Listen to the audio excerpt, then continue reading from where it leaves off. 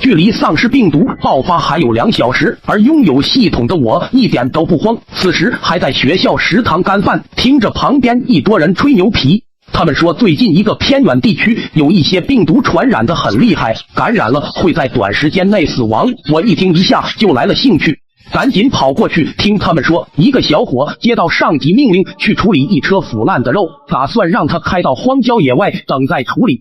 根据他上级所说，这个货车已经停在路边很久了，一直没有人发现，后面还是因为里面的肉腐烂发臭。周围村庄的人闻到恶心的味道后报警了。就在这个小伙开车前往指定地点的途中，突然窜出来一只浑身是血的麋鹿，司机吓了一跳，紧急打方向盘，结果撞在了树上，司机当场死亡。诡异的是，这个被撞的鹿并没有死去，竟然身体不断扭曲，最后爬了起来，竟然吃起了腐烂的肉。我听到这里就慌了。其实我早就知道了，因为我拥有一个系统，它早就告诉我丧尸病毒要爆发了。起初我是不信，但是听到这哥们这么说的时候，我就感觉不对劲了。于是我打算离开的时候，系统再一次提示，距离丧尸病毒爆发还有1小时30分钟，请宿主提前做好准备。说完这些就没有了，而我此时略显尴尬，这什么沙雕系统，连个任务都没留，也不给我装备啊！于是我就赶忙跑回宿舍，到宿舍之后看到大壮竟然还在睡觉，我直接一巴掌把他扇醒。丧尸病毒都快爆发了，你还在睡觉？大壮被我打的一脸懵逼，随后我就把我知道的都告诉了大壮。大壮越听越兴奋，生活太无聊了，正好杀几只丧尸过瘾。话还没说完，另一个室友坤哥就回来了。此时的坤哥身体非常虚弱，刚进宿舍就立马摔倒在地了。于是大壮就把他扶到了床上休息，并且问了一句，坤哥怎么这么虚？还没等坤哥说话，突然楼道里发生了非常混乱的声音，噼里啪啦，似乎是有人打架，而系统却突然提示，第一只丧尸已出现，击杀后可获得奖励。听到系统这么说，我已经开始紧张了。第一个任务竟然是让我击杀丧尸，此时大壮已经在通过猫眼查看。当我走过去问大壮的时候，大壮却非常紧张，示意我查看猫眼。这一看不得了，只见一只浑身是血的丧尸将一个人按倒在地，那个人拼命挣扎，奈何丧尸的力气非常大，根本挡不住，最终被丧尸咬死。此时其他宿舍的人估计都听到惨叫声了，但是没人敢出去，谁见过这种阵仗啊？当我回过神来，已经吓得冷汗直流，而大壮突然喊了我一下，只见坤哥躺在床上口吐白沫，开始抽搐了起来。丧尸病毒爆发，没想到室友坤哥突然开始抽搐了起来，我和大壮一眼就认出坤哥也感染了丧尸病毒，似乎马上要变成丧尸了。大壮此时已经吓傻了，明明刚才还想杀几只丧尸过瘾，现在只能我自己想办法了。我突然看到宿舍阳台的门，就想到了好办法，示意大壮跟我去阳台门口。大壮也明白我要干什么了，等我们到门口后，就耐心等待坤哥。不到一会儿的时间，坤哥被病毒彻底感染，失去理智，变成了丧尸，向我们冲了过来。我和大壮找准时机，瞬间闪躲到旁边，而坤哥没刹住，摔倒在阳台上。我赶紧将门关上，就此危机暂时解除。坤哥是我们的室友，虽然他变成了丧尸，但我们还是不忍心杀了他，就暂时让他在阳台待着吧。此时系统再一次提示，恭喜宿主成功阻止丧尸的攻击，奖励一件强力武器，助力宿主击杀第一只丧尸。听到系统这么说，我眼前一亮，心想竟然还有强力武器，那击杀丧尸就容易多了。奖励凭空出现，掉在了地上，是一只尖叫鸡。我看着地上的尖叫鸡，陷入了沉思。此时大壮将尖叫鸡拿了起来，捏了一下，除了声音有点大，外观和普通的尖叫鸡哪有区别？显然我们又被系统坑了，用这个击杀丧尸是绝对不可能的。不过此时外面的丧尸似乎是听到我们宿舍举声音，开始疯狂敲打宿舍门。我和大壮已经开始慌了，连忙用锅子挡在门侧。此时的门摇晃的厉害，眼看马上就要散架了。大壮，你拿上桌子准备好，我要把它放进来，然后你迅速用桌子压上去。大壮连忙搬起桌子，我瞬间将门打开，把丧尸放了进来。随后大壮直接将丧尸压在桌子底下，又一只丧尸被我们彻底制服。接下来就是击杀丧尸获得奖励，可到这一步，我和大壮都不敢杀丧尸。虽说他们已经没有思想了，变成了只知道吃人的丧尸，但我们毕竟是第一次碰到这种事，还有点不适应。我们决定先等等再说。随后我将一个板凳拆了，用板凳腿将丧尸钉在了地上，这样它就跑不掉了，也不会咬到我们。下一步计划就是找一些吃的。我和大壮通过猫眼查看外面没有丧尸，然后我们慢慢的打开宿舍门。不料刚走出房门，大壮就被一只丧尸老六抓住了，来不及多想，我直接一棍子砸了下去，一脚踢开丧尸，赶紧带着大壮返回宿舍。到宿舍后，大壮已经吓傻了，回过神后，大壮赶紧检查了一下身体，倒是没有被咬到。由于宿舍外有丧尸老六，我们暂时不能出去找吃的。丧尸病毒爆发，只因大壮被丧尸老六抓住，我迅速带大壮回到宿舍。由于丧尸病毒爆发的太突然，我们根本没有准备多少食物，只有2桶泡面。大壮回想刚才被丧尸抓住的时候，一阵后怕，提议先吃饱后睡一觉，再想办法搞点食物。我也同意了这个想法，毕竟门外有丧尸，我们还是不要轻举妄动了，说不准睡一觉这个丧尸就走开了。于是我们2个就将泡面热了一下，吃饱后就倒头睡觉。但是事情并没有我们想的那么简单，在我们睡着后，半夜我模糊中听到外面很混乱，似乎有丧尸，我瞬间惊醒。而大壮此时也惊醒了过来，好像是我们宿舍门口有丧尸，很混乱。于是我就走到门前，通过猫眼查看，只见对面宿舍的门不知道怎么开了，而且有几只丧尸已经闯了进去，他们被丧尸撕咬着，已经没救了。我此时也看不下去了，然后大壮就凑了上去继续观看。大壮此时也吓出了一身冷汗，只是大壮好像脑子抽了一下，突然喊了一句可恶，并且捶了门一下。就这一下，外面的丧尸就听到了，突然向我们宿舍冲了过来，我连忙搬起桌子就冲了过来。可是俩人根本挡不住这么多丧尸，门此时晃动的非常厉害，有一只丧尸已经半个身体挤了进来，我连忙跑过去，疯狂的敲打，将他踢了出去。突然又挤进来2只，无奈我只能继续敲打。此时大壮喊道：快用系统给的尖叫机试试。我拿出尖叫机继续敲打，不过好像一点用都没有。此时又挤进来一只丧尸，大壮也快顶不住了，无奈我直接将尖叫机丢了出去，在尖叫机落地的一瞬间，产生了强大无比的爆炸声。我和大壮被这突如其来的爆炸震得耳朵差点聋了。不过这尖叫机的效果非常好，所有丧尸都被炸飞了，楼道里到处都是残肢断臂，可见这破系统还是有点用的。此时系统再一次弹出，恭喜宿主成功击杀丧尸，奖励矿泉水1瓶。随后系统消失，矿泉水凭空出现，我愣在原地，心想杀了这么多丧尸，竟然只给1瓶矿泉水，这也太坑了。此时大壮看了一下宿舍门，此时已经被炸飞了，刚想过去，突然听到一阵混乱的声音和丧尸声，估计是刚才的爆炸声引来了更多的丧尸。由于我们宿舍的门坏了，只能暂时躲到对面宿舍了。进宿舍关门后，第一件事就是将这个宿舍的原居民扔出去，因为他们马上就要变成丧尸了。丧尸病毒爆发，剧烈的爆炸引来了更多丧尸，我们连忙躲入对面宿舍，将对面的同学扔下楼后，我来到门前查看，此时外面已经满是丧尸，简单数了一下，大概有20只丧尸左右。我们已经被堵在宿舍了，进退两难，不解决掉这些丧尸肯定是没法出去了，只会活活饿死在这里。正在我们陷入僵局的时候，我突然想起来系统给我的矿泉水，这个矿泉水很有可能和刚才的尖叫机一样可以爆炸。虽然这是我们仅剩的1瓶水了，但是为了能活下去，我们还是选择赌一把。大壮此时已经准备好开门了，此时外面的丧尸还没有发现我们。大壮悄悄打开一个门缝，我顺势将矿泉水扔了出去，大壮赶紧关门。矿泉水落地的一瞬间发出了强烈的爆炸，而楼道里的丧尸无一幸免，全部死亡。我和大壮此时一脸惊喜，没想到这破系统竟然还有靠谱的时候，小小矿泉水竟然能和手雷一样爆炸。此时系统再一次弹出，恭喜宿主成功击杀20只丧尸，奖励翻倍获取。于是就凭空出现了无数矿泉水，足以堆满半个宿舍。我和大壮直接不用为生存去寻找物资了，甚至还可以用矿泉水洗头。不过眼下还有一个问题，那就是食物，水是用不完了。可没有食物，只喝水的话，1个月就饿死了。我们虽然可以用矿泉水炸弹杀丧尸找物资，但是还是费劲。大壮突然说，我们可以用矿泉水和其他幸存者换食物。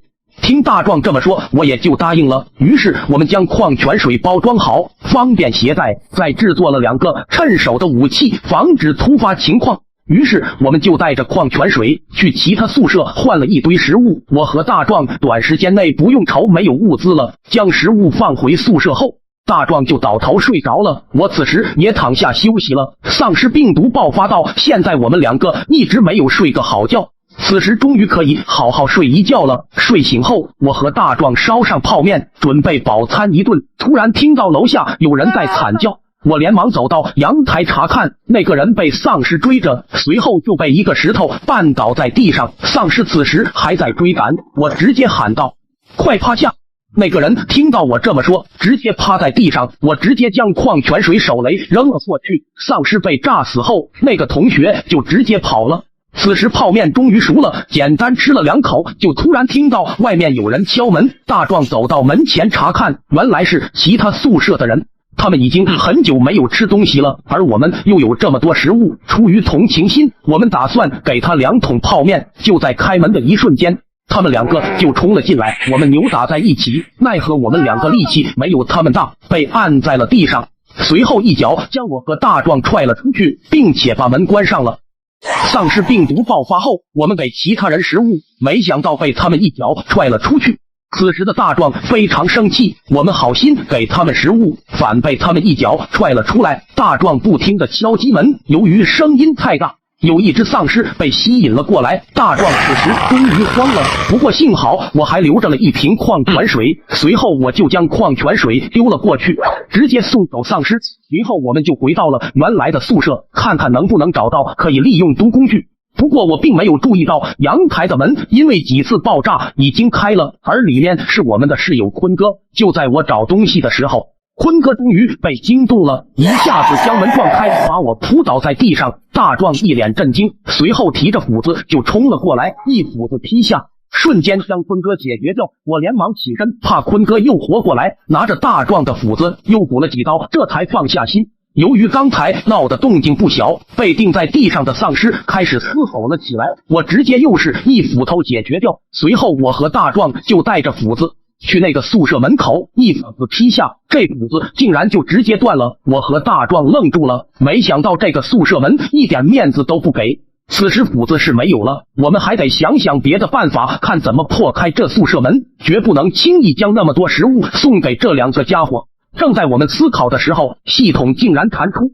恭喜宿主成功累计击杀25只丧尸，获得额外奖励。随后系统消失，凭空出现了一个武器，掉在地上，形状很是怪异。大壮此时一下子来了兴趣，一把拿起武器，看着很是喜欢。然后我就提议用这武器试试能不能破开这宿舍门。大壮走过去，直接举起武器，没想到突然掀起一股狂风，很明显是这武器产生的。随后大壮一棒子敲门，发出来强烈的撞击声，门瞬间残破不堪，而周围的墙壁都被震裂了。没想到这破系统给的这个武器这么强，大壮一个普通人都能发挥出这么大的威力。此时门被破开了，大壮提着棍子冲了进去，发现宿舍里的这俩货已经被一棍子敲晕了，躺在地上不动弹了。大壮直接拿绳子将他们捆了起来，而我和大壮此时决定收拾东西，寻找新的避难所，因为这个宿舍也已经不能待了，这屋子随时都有可能会塌。随后我和大壮将所有的食物和矿泉水收拾好，但是我们不知道这么多的矿泉水该如何带走。此时系统再一次出现：恭喜宿主遇到一个难题，奖励一个工具。随后这破系统就消失了。一个推车凭空出现在大壮头顶，随后就掉了下来，将大壮压在了地上。大壮被压得喘不过气，我见状赶紧将推车推走。大壮爬起来就骂破系统真不要脸。此时我将矿泉水和食物搬到了推车上，随后就和大壮离开了。丧尸病毒来袭，系统发放强力武器助力我们抢夺物资。此时我和大壮已经走了很久，一直没有找到合适的位置当避难所。几个小时后，终于顺利找到一处风水宝地，那就是学校门口的保安室。经过观察，学校的大门此时是开着的，门外丧尸有点多，必须想办法把门关上。刚才我已经解决掉一只丧尸，还有一只丧尸守在门前，目前还没有发现我们。我和大壮商量了一下，由我悄咪咪摸过去关闭大门，防止门外丧尸冲进来。大门关闭后，大壮直接一棍子送走丧尸，随后我就将食物也带了过去。进屋后发现里面还有一只丧尸，是学校的保安。大壮刚想冲过去，我就说：“大壮，跪下留情。”大壮被我喊住，突然一愣，因为我突然感觉这只丧尸目前还有用，就想暂时留下它。随后就让大壮制造了一点声音。丧尸冲过来后，大壮直接一棍子敲晕丧尸，我们帮他绑在凳子上，接下来就是把他搬到门外放着，以此来掩盖我们的身上的活人味道，防止其他丧尸靠近这里。此时久违的轻松感让我们意识到身体已经很累了，我们已经好久没合眼了，刚想回屋里睡觉，就听到一阵惨叫声，扭头望去，原来是宿舍楼里有两个倒霉的家伙被丧尸追着，可他们的前方也有丧尸拦住了去路，他们无助地敲击着宿舍门，希望有奇迹出现。他们多么希望可以进到这个屋子里躲避丧尸，但是不管他们怎么敲门，这个门也没有为他们打开。我和大壮看在眼里，却也无可奈何。由于楼层太高了，我们想救也救不到。两只丧尸冲过来，就将那个女生扑倒在地上，撕咬了起来，而另一个人已经当场吓傻了。随后他突然直接从楼上跳了下去，当场死亡。不过好在他走得快，走得没有痛苦。此时我和大壮躺在地上，虽然身体很累，但是想到刚才那两个人，久久不能平复心情，而且门外有丧尸声，非常的吵。在这种状态下，不知过了多长时间，我们终于睡去。天亮以后，我们醒了过来，系统突然提示：恭喜宿主成功存活5天，奖励3瓶变异丧尸药剂。后系统消失，我拿着这药剂感觉又被系统坑了。变异丧尸药剂是什么意思？系统也没有给说明书。大壮提议给门外的丧尸保安试试，我一听果断答应，随后来到门外，此时丧尸保安还在睡觉，大壮直接一巴掌把他扇醒，随后拿出药剂注射了进去，随后丧尸保安开始不断的嘶吼，似乎非常的痛苦。突然从丧尸背后伸出一个触手，我看着这个丧尸保安，突然有种不好的预感。大壮也意识到不妙，我和大壮直接撒腿就跑，躲得远远的。只见那只丧尸的身体也发生了一些变化，它似乎进化了，而这只变异丧尸的目光一下子锁定到我们身上，瞬间将大壮击飞了出去。大壮躺在地上非常的痛苦，似乎他的肋骨断了。丧尸病毒来袭，只因丧尸保安发生变异，大壮被瞬间击飞了出去。大壮此时疼痛难忍，他的肋骨断了，而变异的丧尸保安还想对大壮进行补刀，我直接拿起武器挡住丧尸保安的攻击，却被一拳轰在地上，随后一脚将我们踹飞了出去，我们重重的摔在地上。此时大壮喊道：熊莫快用变异丧尸药剂，不然我们今天就交代在这里了。我一听，果断拿出药剂，将一支药剂丢给大壮，我自己也注射了一支，随后剧烈的疼痛席卷全身，基因细胞都在发生变化。此时变异的丧尸保安好像察觉到了什么，直接冲了过来，就在快触碰到我的一瞬间，我完成了变异，瞬间将丧尸保安按在地上，大壮腾空而起，一脚踹了下来。此时的丧尸保安身受重伤，没了动静，应该已经死了。我和大壮就解除了尸化，因为变异状态非常的耗费体力和精神，我们第一次使用难免有点累，但是没想到丧尸保安竟然又还有一口气，瞬间逃走了。我和大壮一时间愣在原地不知所措，这家伙逃走了，然后死在半路倒是还好，要是他活了下来，后面一定会找我们报仇。此时大壮已经很饿了，于是我们将一车食物全部搬进了屋里，然后将2桶泡面热了上去。此时系统出现，恭喜宿主成功使用变异丧尸药剂，奖励1车食物。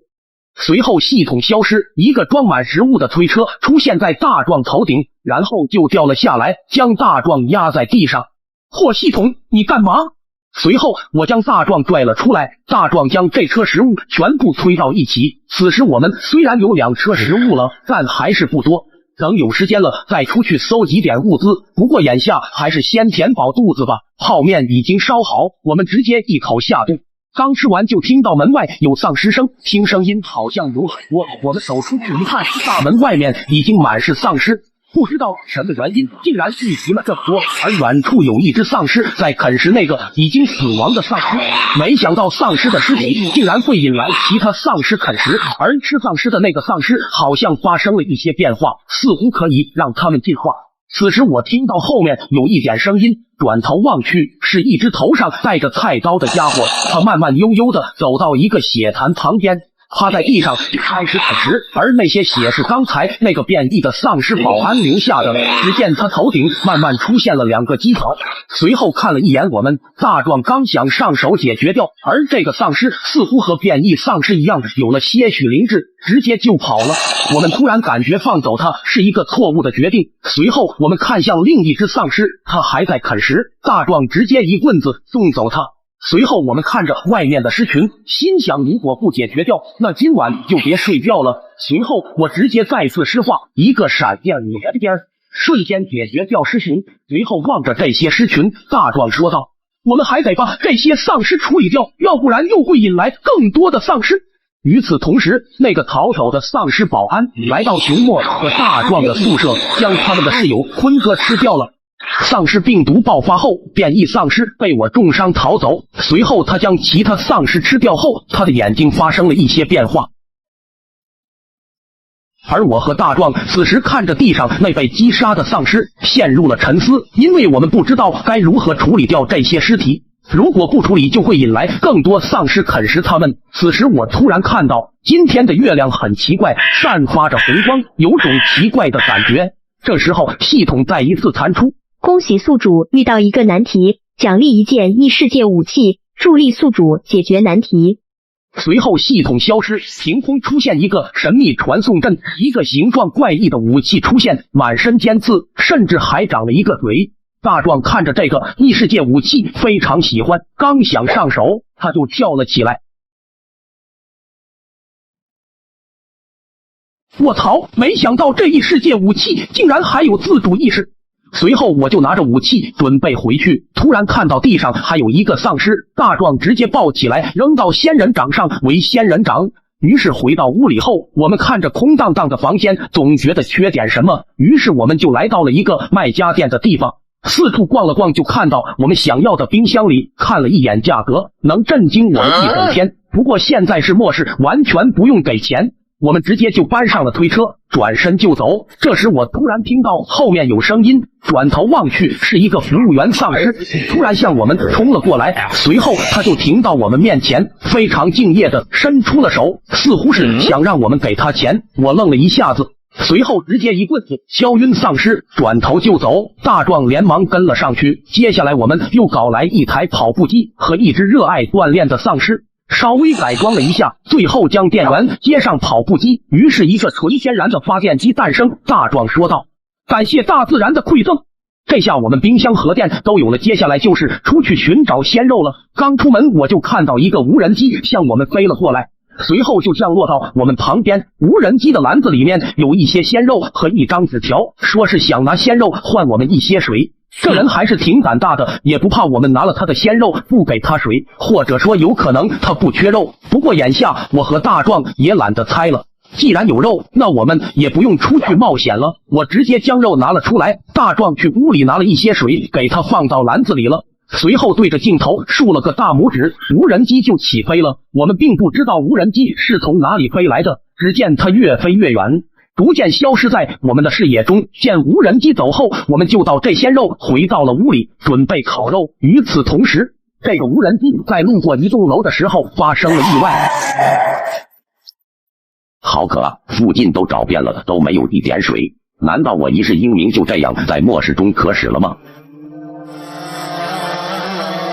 哼，真是天助我也！这不就有水了吗？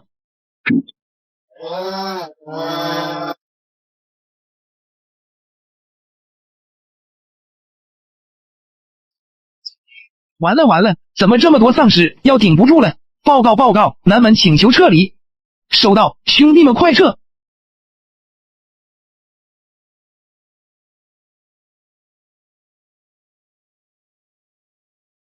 完了完了，怎么这么多丧尸？要顶不住了！报告报告，南门请求撤离。收到，兄弟们快撤！报告老大，丧尸冲进来了！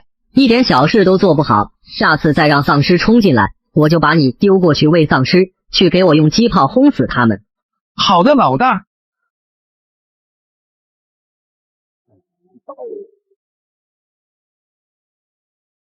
此时，我和大壮刚刚吃饱，系统突然提示，检测到附近有母体丧尸存在，该丧尸感染人数已达数千人，请尽快击杀。随后系统消失，我和大壮直接上路前往丧尸母体的位置，在距离不远的位置就听到有枪声，不用猜就知道附近有人类在战斗。此时一个直升机飞过，他们每个人手里都拿着武器，显然是一支训练有素的队伍。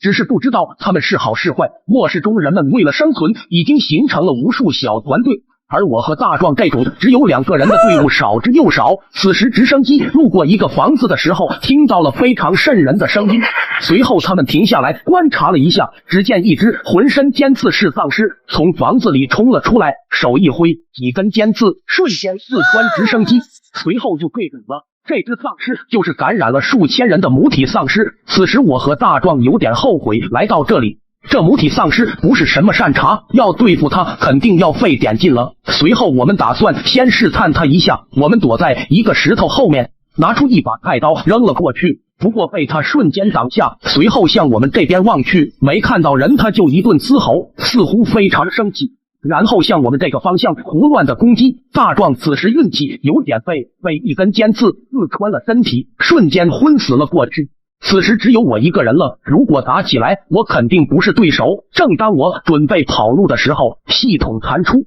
检测到母体丧尸异常强大，现发放强力武器，助力宿主击杀目标。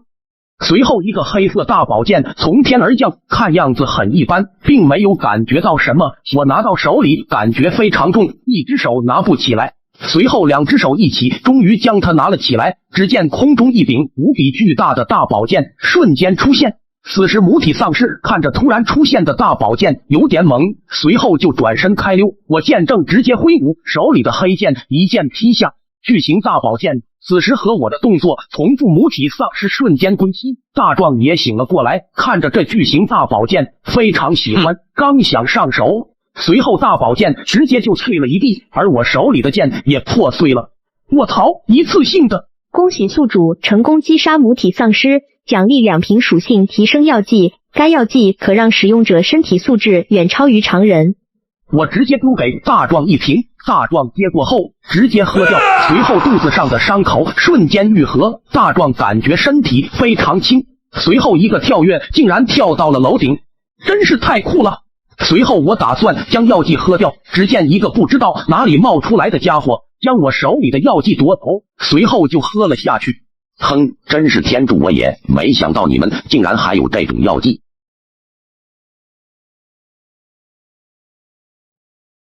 拜拜了您了。丧尸病毒爆发，杀掉丧尸母体后获得的强化药剂竟然被老六夺走。此时我们愣在原地，强化药剂被他喝掉后就跑了。我们也懒得追了，我们打算暂时留他一命，毕竟我有系统，只需要等系统的任务就行。随后我就和大壮回去了。等我们走后，又一个捡漏王来到这里，是学校的保安丧尸。他见我们走后就跳了下去，开始啃食母体丧尸。不止他一个，此时一个骑着蜘蛛的丧尸走了过来，似乎他的目标也是这个死去的母体丧尸。毕竟这种食物可以让他们进化，可遇不可求。于是他直接吐出一个蛛网。丧尸保安此时突然从嘴出一个火球，将蛛网烧掉。随后他们两个又打了起来。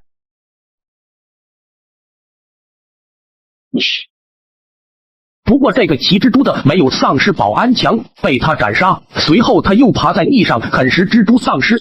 此时我和大壮走在路上，发现前面有一个很奇怪的丧尸，他戴着头盔，手里拿着一个奇怪的武器，似乎是一辆摩托车，真是爱不释手。突然他扭头望向我们，我和大壮顿感不妙，只见他瞬间将摩托车丢了出去。我和大壮躲开后发现这家伙的力气是真大，地面都破裂了。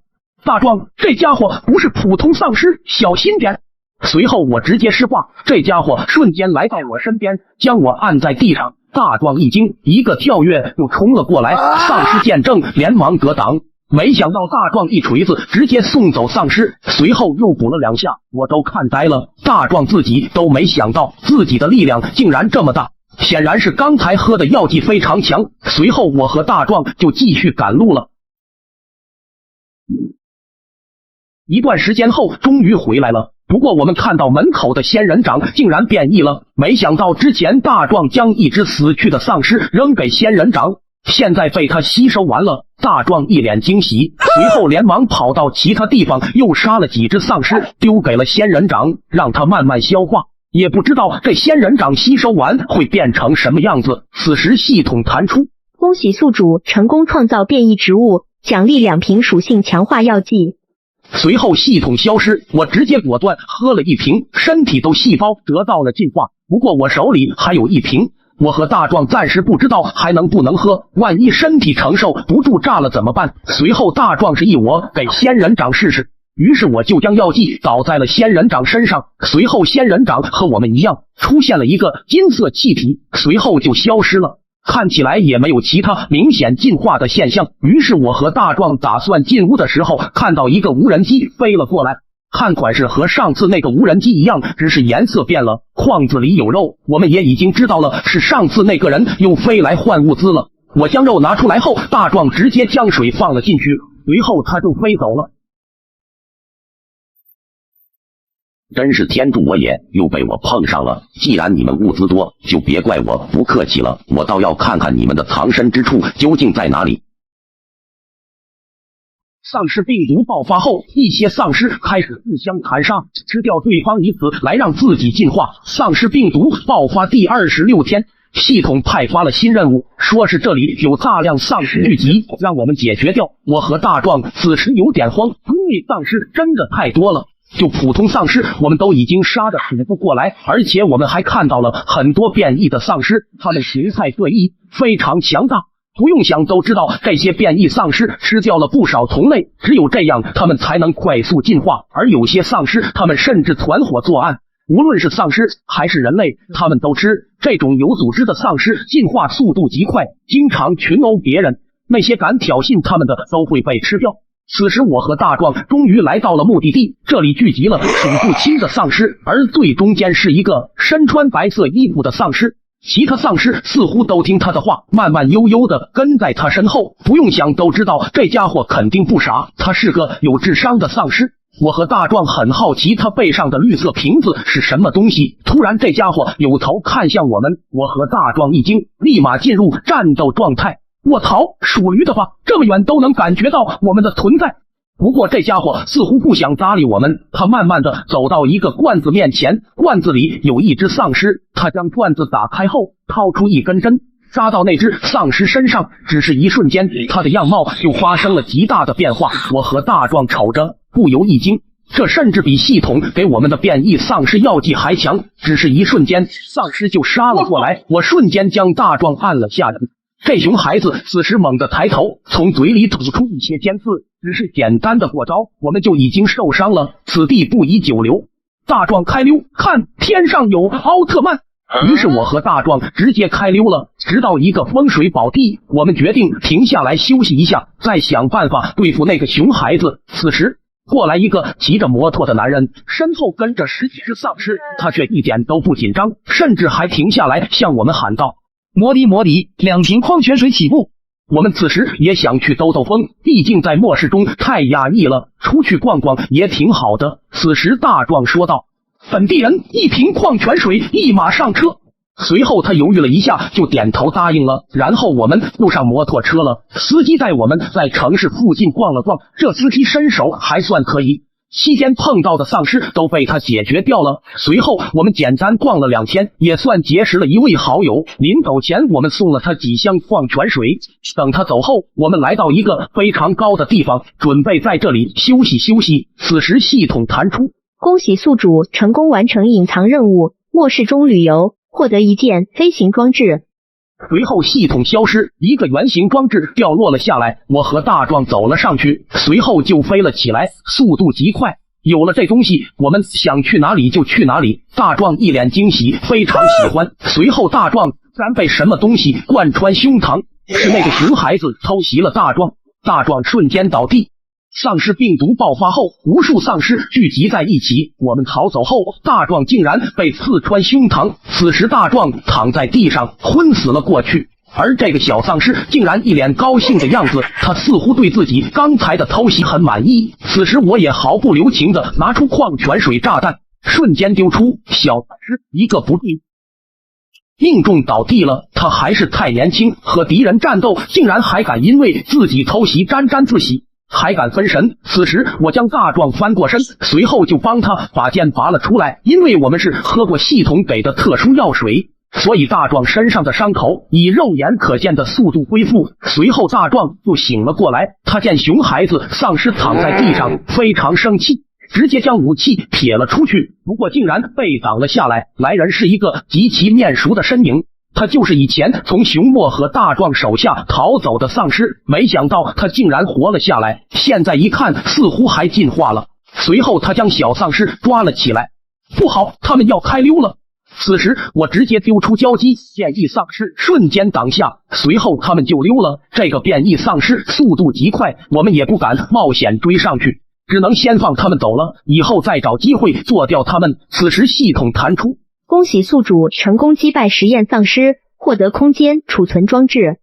随后掉下来一个奇怪的护额，我直接手一挥，我们的武器就被瞬间吸了进去，随后一个意念就能让武器瞬间出现。有了这东西，我们就非常方便。随后我们踩着这飞行装置来到一个废墟旁边，因为我们在这里击杀了非常多的丧尸，打算带走喂食仙人掌，毕竟仙人掌已经进化了。随后我直接一个扫描，这些丧尸瞬间被吸了进去，连一根腿都不留。然后我们继续赶路，踩着飞行器就回来了。此时我们发现仙人掌已经再次进化了，它已经变成人形仙人掌了。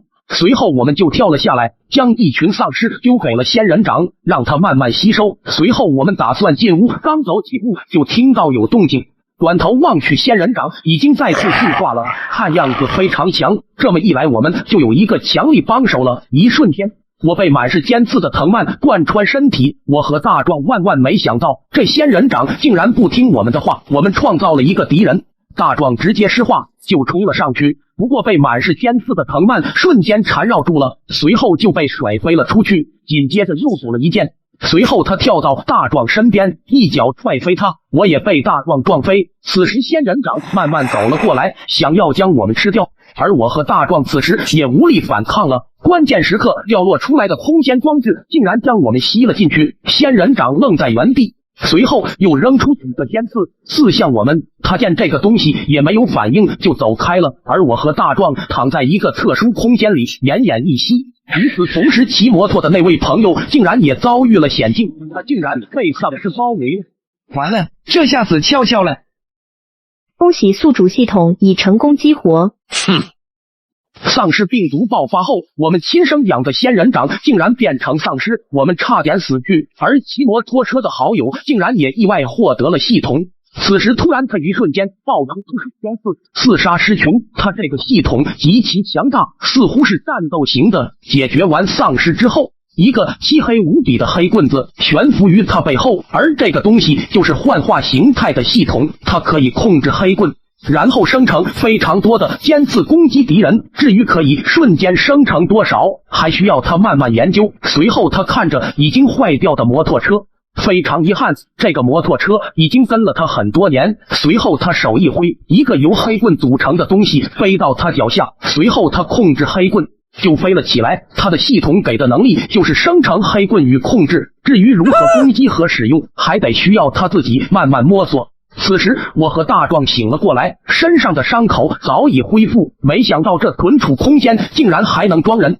甚至还可以在这里面看到外面的场景。此时仙人掌丧尸早已离去，外面只有他留下的一只普通丧尸看守着。随后他们准备出去的时候，突然从天上掉下来一个奇怪的装置，大壮此时一脸懵，随后他就晃动了一下，此时外面的护额也跟着动了一下，大壮一脸惊喜，我也赶紧凑了上去。大壮控制着护额快速移动，在丧尸周围戏耍，丧尸的速度完全跟不上我们。随后大壮控制护额后退了一下，就加速撞了上去，直接将丧尸撞倒在地上。最后他就爬了起来，继续追赶我们。此时我们发现这个空间装置没有啥攻击力，只能快速移动。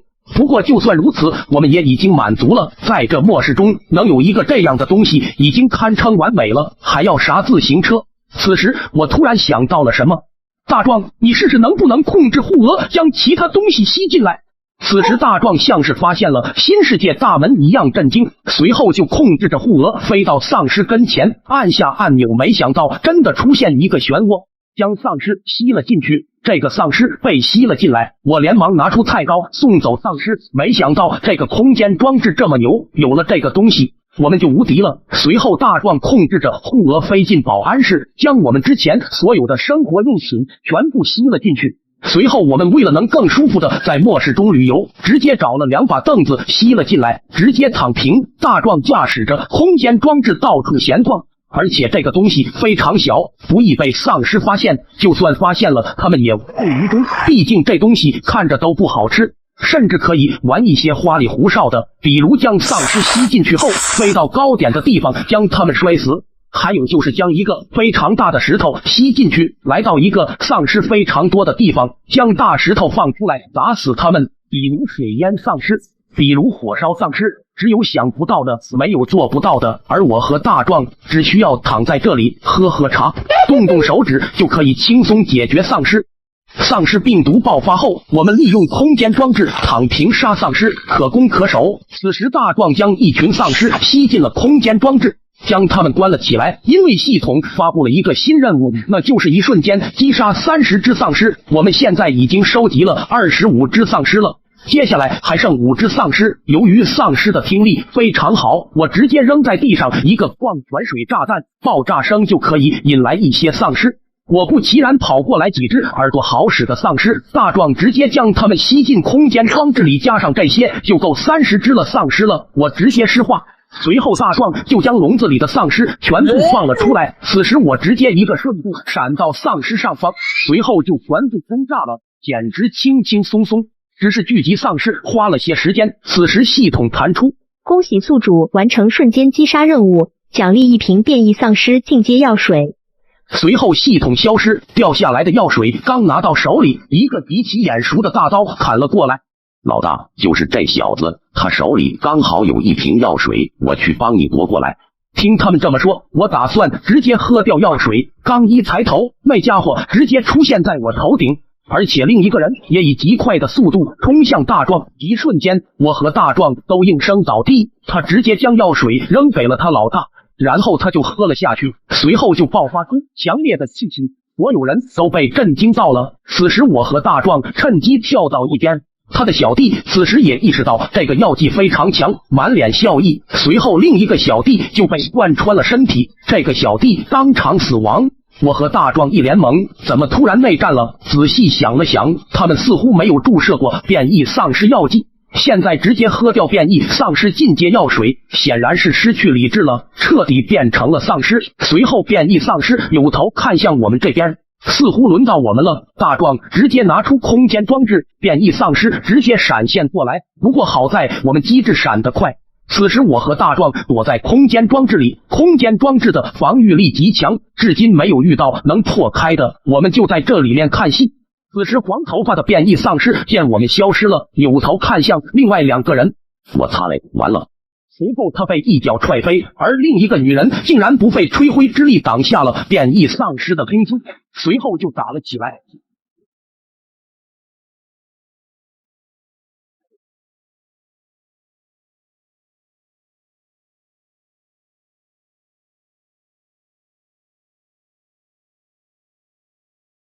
此时这女人见情况不妙，直接带着另一个家伙逃走了。遇到这里的动静非常大，甚至吸引来了几个想捡漏的小丧尸。而且那个刚刚觉醒系统的朋友也问声赶来，黄头发的变异丧尸见又有一个食物过来，立马就冲了过去。这家伙直接手一挥，一个黑色尖刺瞬间贯穿变异丧尸，变异丧尸痛苦的嘶吼了起来。随后他用了几个黑色尖刺扎了上去，随后变异丧尸就没有了动静。当他转身要的时候，察觉到不对劲，扭头望去，变异丧尸已经凭空消失，出现在他身前，一拳将他锤倒。在他要补刀的时候，大壮直接将他吸到了空间装置里。丧尸爆发后，系统给的丧尸这些药被别人抢去，另一位好友受伤，大壮将他吸进空间装置。此时他睁开眼睛一看，已经躺在一个未知的地方。我去，我这系统竟然还有空间能力，太强了，看来我才是主角。此时他突然感觉后面有人，转头望去就看到我和大壮走了过来，而我们见到这位朋友没事，便也放下了心。此时他已经明白了，是我们救了他，而且已经知道我们也有系统，这个空间装置也是我们的。此时外面的变异丧尸还没有离开，他看着这个护额极其愤怒，只因到嘴的鸡飞走了，他疯狂的向我们发起攻击，甚至于在空间装置里我们都听到了非常大的攻击声。此时魔哥说，我在这里面可以攻击外面吗？大壮摇了摇头，然后说，你可以放出一些尖刺，由我进行攻击。毕竟在这个空间里，大壮有控制器，不可以随意控制这个空间的所有物品移动，甚至于将它们传送出去。随后魔哥点点头，放出几个黑色尖刺，大壮按了一下控制器的按钮，进入了手控模式，随后手一挥，黑色尖刺竟然真的飞了起来。此时遍地丧尸还在攻击我们的空间装置，于是大壮在他身边生成了3个传送门，瞬间爆出几根黑刺，没想到竟然全被他挡了下来。于是大壮开始疯狂攻击，无数黑刺爆射出去，变异丧尸根本挡不住，被扎成了刺猬。随后他仰天怒吼了一声，随后就有无数丧尸向这里冲了过来，有一只丧尸竟然扛起他就跑。大壮一惊，快再来点，他要跑了。魔哥瞬间放出无数尖刺，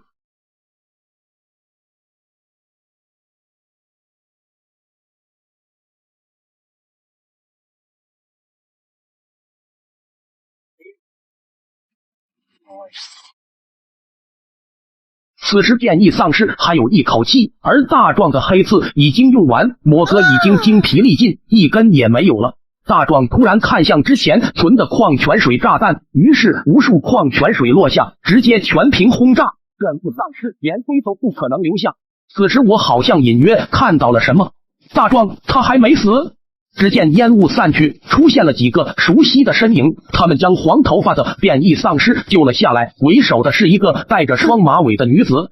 她将手举起后，出现了一把气息极其恐怖的长枪，直接扎向我们。空间装置出现了裂缝，大壮此时突然吐血，随后拨动控制器，连忙逃窜，躲过几枪后逃走了。而那女子并没有追上去，她示意后面的几个人追。随后他们就以极快的速度追向我们，根本甩不掉，我们的速度都已经飙到极限了。此时大壮又吐出一口，大壮让我来吧。不行，你不熟悉这个装置，会被追上的。大壮去山顶。随后我们飞到山顶，从这里直接冲了下去，而他们却止步于此。随后我们刚一落地，大壮就昏迷了，我连忙接手，驾驶空间装置继续赶路。与此同时，那个女子见这里的丧尸尸体非常多，随后直接派了一个普通丧尸走过去，然后就开始啃食了起来，而她似乎慢慢的开始进化了。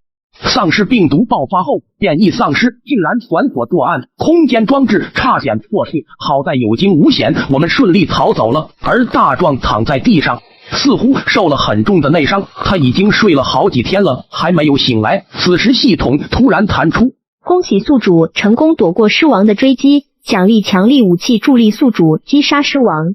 随后系统消失，掉下来2把剑，我刚想过去看看，大壮就醒了过来，挑了一把自己喜欢的剑，而我拿起另一把剑。这2把剑都不简单，气势极强，完全不输狮王的长枪。此时大壮说道，原来那个女人就是狮王，我们去报仇吧，干掉狮王。再准备点东西吧，毕竟狮王手下还有护法，极其难缠，而且我需要再杀些丧尸，升级系统。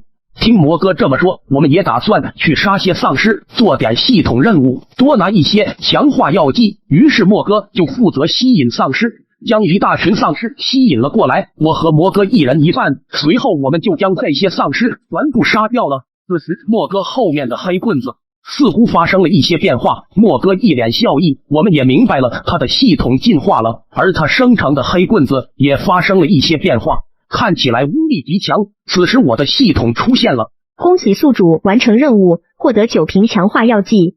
系统这次竟然发放了9瓶强化药剂，这是我没有想到的，这破系统似乎越来越靠谱了。随后我们直接躲进空间装置里分配一下，每人3瓶，只是我不知道一下子喝这么多，身体能不能承受住。我还在思考的时候，大壮已经喝下肚了，随后他突然一阵难受的样子，就躺在地上开始打滚，直到一个金色气体出现后，大壮就没事了。随后我和魔哥也一口气喝完了，和大壮一样，刚开始很难受，金色气体出现后就没事了，而我们的身体终于再次进化了。接下来就是去报仇了。大壮拿出空间装置，带我们来到了上次的地方。我们发现地上只有一些被吃掉的丧尸，而狮王和他的护法都不在这里了。正当我们打算走的时候，突然听到一只丧尸的声音，转头望去，就看到一个红衣服的变异丧尸，似乎是故意喊我们的，他并没有攻击我们，随后他就溜走了，显然是想让我们跟他走。我们商量了一下，本来就是来报仇的，正好省得我们去找了。然后我们决定进到空间装置里，跟上那只丧尸。随后我们就来到一个极其眼熟的地方，这个地方我和大壮来过，没想到这里就是他们的大本营。此时系统突然弹出，检测到附近能量异常，请宿主谨慎应对。此时我们3个突然变得紧张了起来，能让系统这么说，看来这里真的有点东西。不过我们并没有打退堂鼓，大壮壮着胆驾驶空间装置继续向里边走。突然那个红色的变异丧尸停了下来，转头望向我们，而我们后面也走出几只丧尸，而那个狮王也出现了。给你们3个选择，第一加入我们，第二死，第三被吃掉。我们3个一联盟。此时魔哥说，这狮王竟然还会说话，声音还挺好听。男人没一个好东西，去死吧。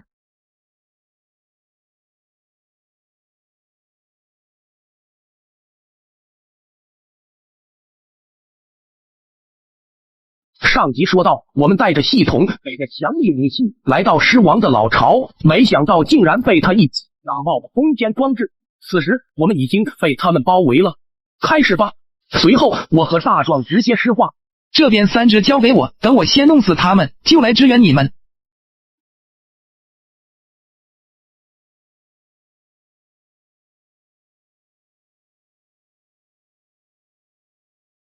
此时狮王并没有着急打过来，他直接让身边2个变异丧尸攻打我们。不过以我们2个的身体素质，就算是不用武器都可以轻松斩杀他们。大壮一只手就将他们按在地上了，随后一脚踹飞，顺带帮了魔哥一下。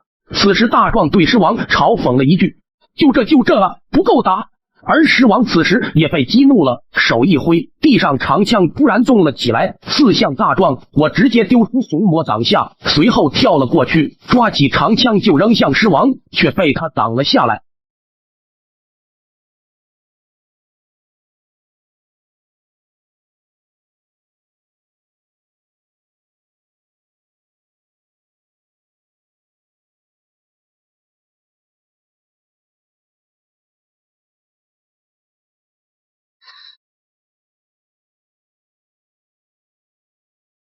拔刀斩！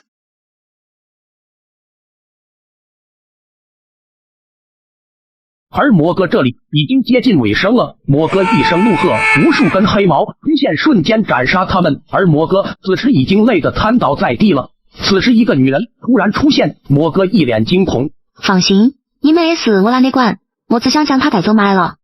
随后这个女人就真的走了，不过来不及休息，她转头望向我们这边，只见我们此时在僵持中。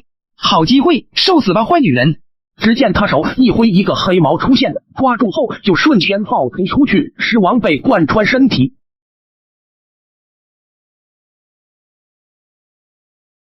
警告，检测到尸王能量异常，请尽快离开。本来想连你们的全尸都烤全熊，现在看来，你们还是去食吧。